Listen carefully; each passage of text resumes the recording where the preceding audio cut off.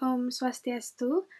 Perkenalkan, saya Flaviana Keisha Irawan. Pada kesempatan kali ini akan menjelaskan mengenai antraks untuk keperluan tugas case-based learning mata kuliah IPPJ pada tahun 2024. Sebelumnya, tak kenal maka tak sayang, perkenalkan saya Flaviana Keisha Irawan dengan NIM 23095111100. Saya berasal dari kelas I. Baik, pada presentasi kali ini saya mengangkat tema antraks. Latar belakang dari tema yang saya angkat ini adalah adanya lonjakan kasus di awal tahun 2024, tepatnya sekitar tanggal 2 Februari hingga 7 Maret 2024, di Kalinongko Kidul, Gayam Harjo, daerah istimewa Yogyakarta. Itu terjadi lonjakan kasus di mana terdapat 2 ekor sapi dan 10 ekor kambing yang mengalami kematian sejak tanggal 7 Maret 2024 akibat terinfeksi oleh penyakit antraks. Penyakit antraks merupakan penyakit yang tergolong kuno karena pertama kali kasus antraks ditemukan di Indonesia itu sekitar tahun 1832 di wilayah Sulawesi Tenggara. Tepatnya di Kecamatan Tirauta dan Mowewe, Kabupaten Kolaka, Sulawesi Tenggara. Antraks itu merupakan penyakit yang disebabkan oleh adanya infeksi bakteri Bacillus anthracis. Dan antraks ini sendiri digolongkan sebagai penyakit zoonosis yang sering diabaikan atau neglected zoonotic disease. Setiap tahunnya terdapat 20.000 hingga 100.000 kasus yang tercatat secara global, di mana penyakit ini memiliki angka kematian yang cukup tinggi. Selain itu, penyakit ini secara global itu akhir-akhir ini mengalami penurunan.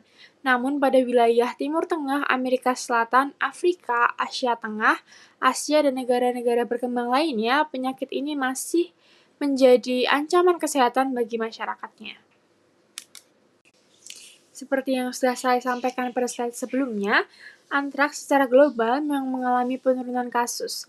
Namun, bagi beberapa negara masih menjadi ancaman terbesar kesehatan masyarakatnya. Indonesia salah satunya mencatat sekitar 14 provinsi yang masih mengalami endemisitas antraks. 14 provinsi tersebut adalah DKI Jakarta, Jawa Barat, Jawa Tengah, DIY, Jawa Timur, Nusa Tenggara Barat, Nusa Tenggara Timur, Sumatera Barat, Jambi, Sulawesi Tengah, Sulawesi Barat, Sulawesi Tenggara, Sulawesi Selatan, dan Gorontalo.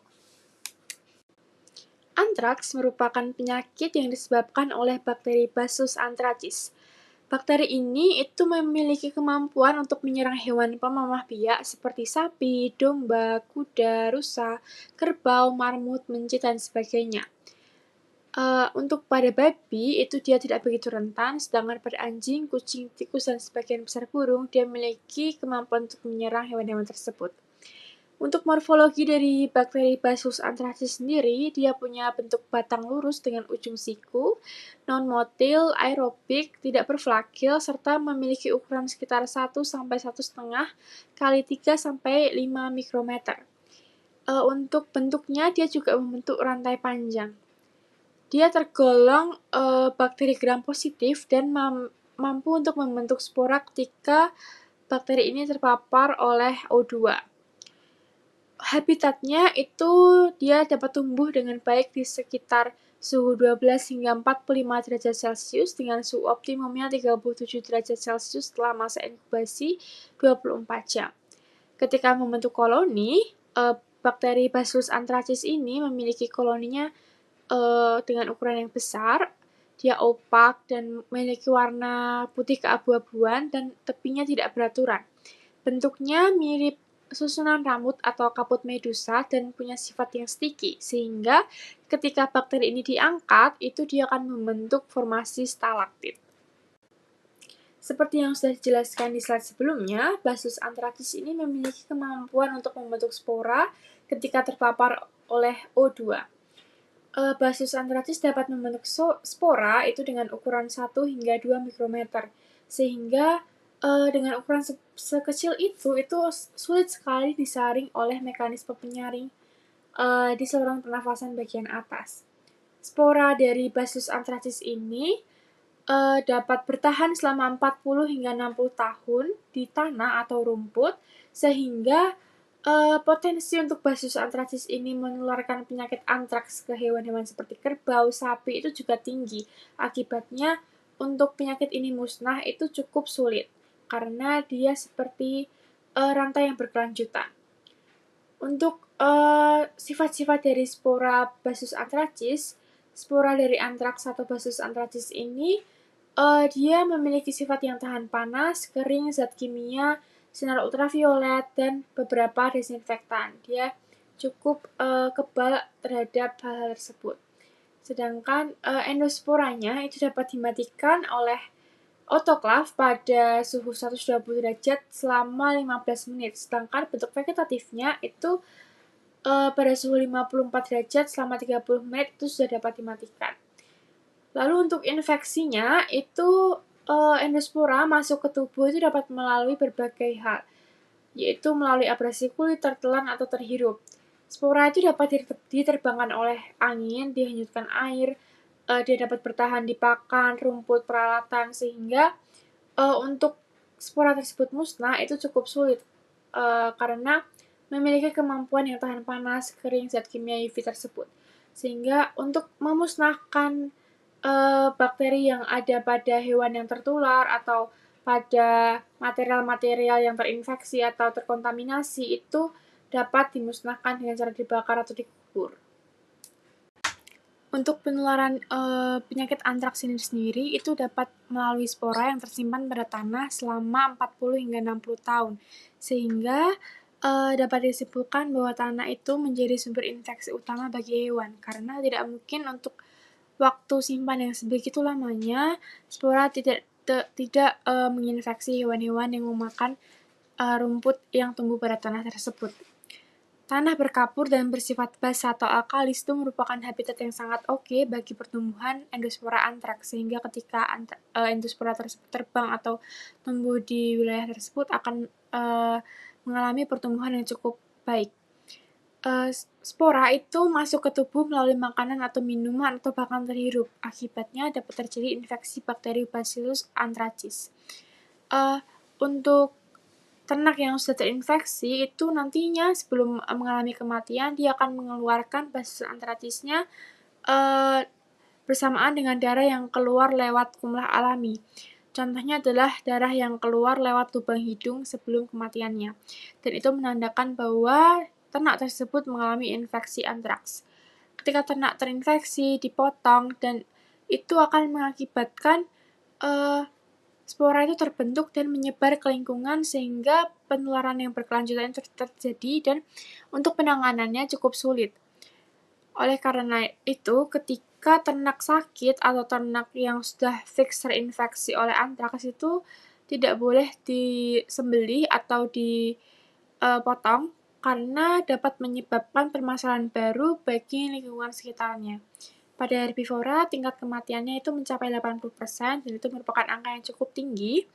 Dan antraks ini kan penyakit zoonosis sehingga dia menyerang manusia juga. Jadi hewan ke manusia, namun penularan dari hewan-hewan atau manusia-manusia itu belum pernah terjadi. Antraks ini menyerang pada musim kemarau karena rumput langka sehingga hewan memilih untuk mencari rumput yang di tempat yang tidak biasanya dan itu dia biasanya makan hingga akarnya tercabut dan bisa jadi akarnya mengandung spora dan mengakibatkan infeksi antraks. Pada manusia yang sering terjadi itu adalah antraks kulit, sekitar 90% kasus ditemukan itu antraks kulit. Terima kasih. Untuk gejala klinis dari penyakit antraks ini sendiri, itu dia menular pada hewan berkuku seperti sapi, kambing, domba. Ketika awal infeksi, biasanya hewan ternak pertama-tama akan mengalami demam tinggi yang mencapai suhu 41 hingga 42 derajat Celcius. Ketika dia mengalami demam tinggi, umumnya akan mengalami kehilangan nafsu makan yang berakibat pada penurunan produksi susu. Kemudian terjadi ruam kulit, kesulitan bernafas, hingga kejang, gelisah, dan kelemahan parah. Kelemahan parah ini akan nantinya berujung kematian setelah 1 hingga 3 hari. Pada sapi dan kambing itu biasanya dia ada pembengkakan di daerah leher, dada, abdomen, serta kelamin. ketika sebelum meninggal itu biasanya dia akan keluar darah, itu merupakan darah bercampur dengan basilos anthracis dari lubang hidung, telinga, dan anus. Ternak yang tidak mengeluarkan darah itu biasanya gejalanya seperti yang saya sebutkan tadi, itu ada gejala perut kembung, nafas lengah, kejang, hingga mengakibatkan kematian. Untuk pengobatan atau penanganan dari penyakit antraks ini sendiri itu dapat menggunakan penisilin, tetrasiklin, dan preparat sulfat.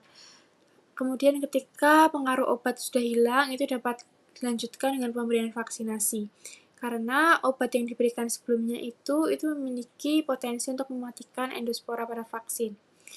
Lalu, bangkai yang terinfeksi atau semua material, semua hal-hal yang tercemar atau terkontaminasi dengan bakteri Bacillus anthracis ini atau penyakit antraks ini itu harus dimusnahkan dengan cara dibakar dan dilapisi batu kapuk.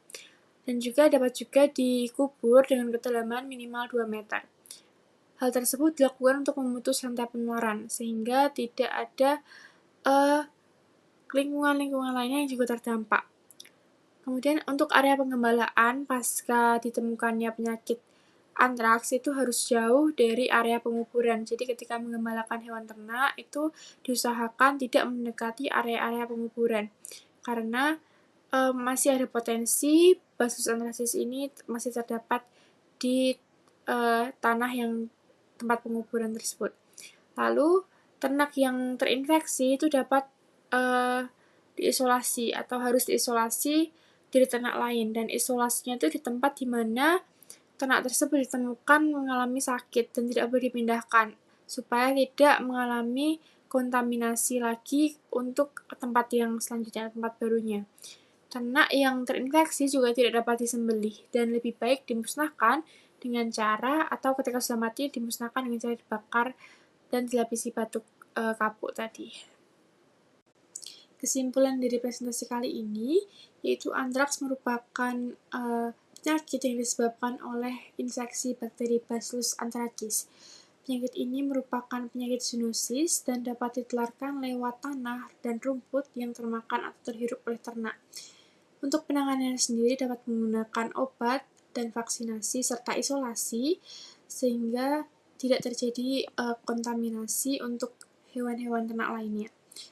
Ternak yang mati itu harus dimusnahkan dengan dibakar dan dikubur minimal 2 meter untuk menghindari penggalian ulang dan lain sebagainya yang dapat menimbulkan rantai penularan dapat tersambung kembali.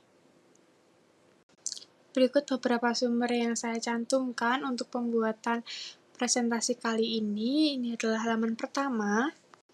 Kemudian ini adalah halaman yang kedua untuk sumber-sumbernya. Dan ini adalah halaman terakhir dari sumber-sumber yang saya pergunakan untuk pembuatan presentasi kali ini. Sekian dan terima kasih atas perhatian yang teman-teman dan dokter-dokter telah luangkan untuk mendengarkan presentasi dari saya. Terima kasih.